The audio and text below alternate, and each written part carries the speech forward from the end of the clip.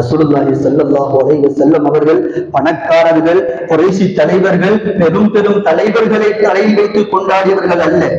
ஏழைகளோடு எப்படி நடந்தார்கள் என்பதற்குத்தான் அதிகமான வரலாற்று சம்பவங்கள் இருக்கிறது. ஜாகிர் என்கின்ற ஒரு சஹாபி இருந்தார். இவர் கிராமத்துப்புற சஹாபி, கிட்டத்தட்ட அடிமை நிலைக்கு நெருக்கமானவர். அடிமையை போன்று பயன்படுத்தக்கூடிய ஒரு சஹாபிதான் சமூகத்தில் பெரிதாக மதிப்பு கிடைக்காத ஒரு சஹாபி ஜாகிர் ரலியல்லாஹு அன்ஹு. இந்த சஹாபி மதீனாவிற்கு வருவார். தங்களுடைய கிராமத்தில் இருந்து சில அரிய பொருட்களை எடுத்து வந்து மதீனாவிலே வியாபாரம் செய்வார்.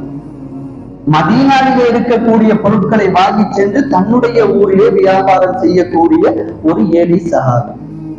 இவர் மதீனாவிற்கு வருகின்ற நேரமெல்லாம் ரசூலுல்லாஹி ஸல்லல்லாஹு அலைஹி வஸல்லம் அவர்களுக்காக தன்னுடைய கிராமத்திலிருந்து ஏதாவது உணவுப் பொருட்களை அல்லது பரிசு பொருட்களை எடுத்து வருவது வழமை.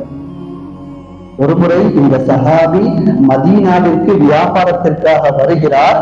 ரசூலுல்லாஹி ஸல்லல்லாஹு அலைஹி வஸல்லம் அவர்களுக்காக ஒரு பையையும் எடுத்து வருகிறார்.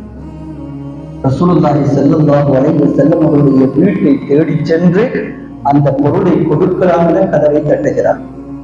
அந்த நேரத்திலே ரசூலுல்லாஹி ஸல்லல்லாஹு அலைஹி வஸல்லம் அவர்கள் வீட்டிலே இல்லை.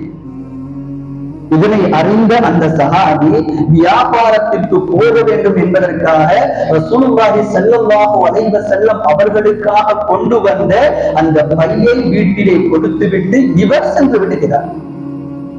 இவர் சென்று சந்தையிலே தன்னுடைய வியாபாரத்தை செய்து கொண்டிருக்கிறார்.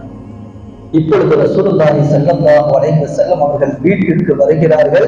சொல்லப்படுகிறது, ஜாகிர் உங்களை தேடி வந்தார், நீங்கள் இல்லை. சுப்ஹானல்லாஹ். ரசூலுல்லாஹி ஸல்லல்லாஹு அலைஹி வஸல்லம் அவர்கள் கலட்டிய பாதணியை மீண்டும் அணுகிறார்கள். ஜாகிரை தேடி சந்தைக்கு வருகிறார்கள். தேடி தந்தது பெரும் பெரும் சஹாபாக்கள் அல்ல.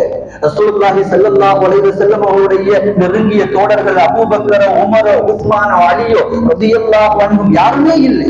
வரலாற்றிலே கூட ஜாகிர் என்கிற பேரை நம்ம கேள்விப்பட்டிருக்கவே மாட்டோம்.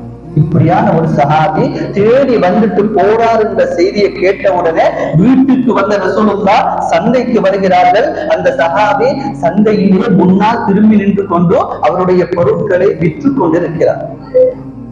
அந்த சஹாபிக்கு பின்னால் ரசூலுல்லாஹி ஸல்லல்லாஹு அலைஹி வஸல்லம் அவர்கள் வந்து விளையாட்டிற்காக என்ன செய்கிறார்கள் என்று சொன்னால், அவருடைய முதுகு பக்கமாக வந்து அவருடைய 2 கைகளையும் அப்படியே பின்னால் நின்று பொத்திக் கொள்கிறார்கள். பொத்திக்கொண்டு ரசூலுல்லாஹி ஸல்லல்லாஹு அலைஹி வஸல்லம் அவர்கள் அத்தனை மக்களுக்கு முன்னாலும் அந்த சந்தையிலே, அந்த மார்க்கெட்டிலே கேட்கிறார்கள், மையஷ்தரி அல் அப்த், இந்த அடிமையை நான் இப்பொழுது விற்க போகிறேன், யார் வாங்க போகிறீர்கள்? சுப்ஹானல்லாஹ்.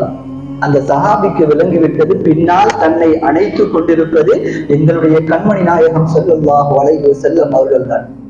ரசூலுல்லாஹ் பின்னால் வந்து இறுக்கி அணைத்துக் கொண்டிருக்கிறார்கள் ஒரு ஏழையை, ஒரு அடிமையை. அந்த சஹாபி தன்னுடைய உடம்பை மீண்டும் ரசூலுல்லாஹ்வோடு இறுக்கி அணைத்துக் கொண்டு சொல்கிறார், யா ரசூலல்லாஹ், இந்த ஏழையை யார்தான் வாங்க போகிறார்கள்?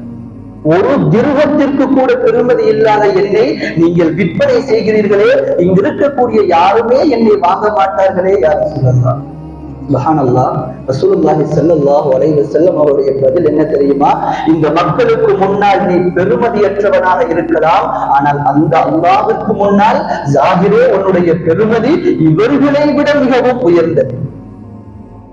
அந்த நேரத்தில் அங்கிருந்த சஹாபாக்கள் எல்லாம், ஜாகிர் இவ்வளவு உயர்ந்தவரா, ரசூலுல்லாஹ்வோடு இவ்வளவு நெருக்கமானவரா, ரசூலுல்லாஹி ஸல்லல்லாஹு அலைஹி வஸல்லம் அவர்கள் இந்த ஜாகிரை இவ்வளவு நேசிக்கிறார்களா என்ற பொறாமைப்பட்ட வரலாறுகள் கூட எங்களுடைய கண்மணி நாயகம் ஸல்லல்லாஹு அலைஹி வஸல்லம் அவருடைய வாழ்க்கை வரலாற்றிலே இருக்கிறது.